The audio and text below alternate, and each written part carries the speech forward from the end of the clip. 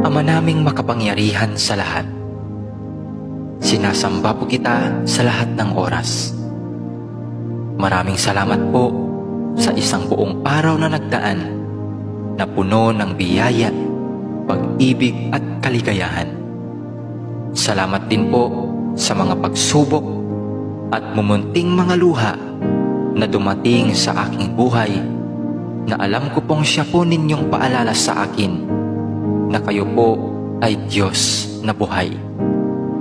Maraming salamat po sa pagbabantay sa akin at sa aking pamilya at mga kaibigan sa loob ng maghapong ito, at sa paggabay sa amin sa mga pagsubok na aming nakasalamuha.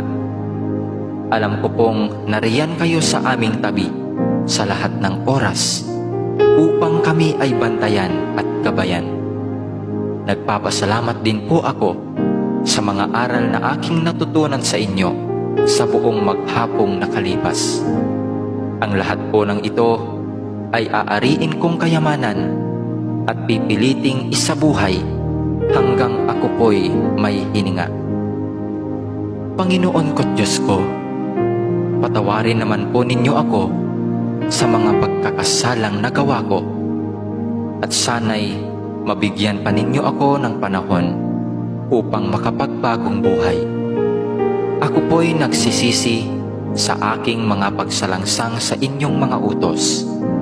Patawarin din niyo ako sa mga pagtalikod na aking ginawa sa aking kapwa, at sa mga pagkukulang ko sa aking mga kaibigan at mga mahal sa buhay.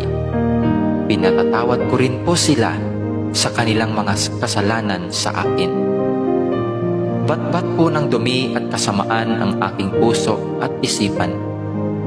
Naway linisin mo po ito ngayong magdamag at baguhin upang bukas ng umaga ay magkaroon ako ng malakas na pananampalataya at panibagong buhay.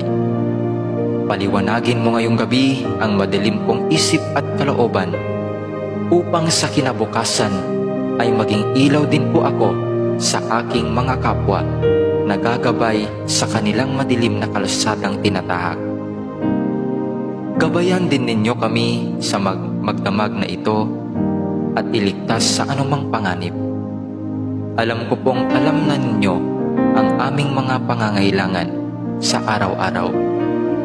Hindi po kami humihingi ng labis sa aming mga pangangailangan. Ibigay mo po sa amin sa paraang sapat po upang kami ay mabuhay. Amen.